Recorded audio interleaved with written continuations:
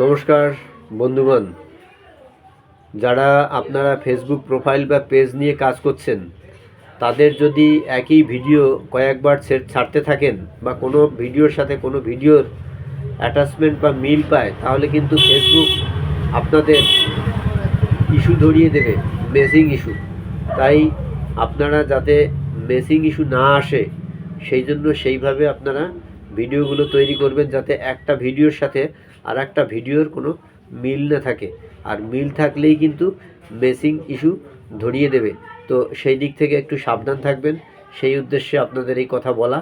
আমি নরেশচন্দ্র বিশ্বাস। প্রত্যেকে ভালো থাকবেন, অনেক অনেক অভিনন্দন রইল। যদি আমার এই ভিডিও আপনাদের কিছু কাজে আসে বা ভালো লাগে, তাহলে লাইক, কমেন্ট, শেয়ার এবং সাবস্ক্রাইব করবেন আমার চ্যানেল ওয়েলনেস টিভি। ওয়েলনেস টিভিটাকে সাবস্ক্রাইব করে আমার পাশে থাকবেন, একটু উৎসাহ যোগাবেন।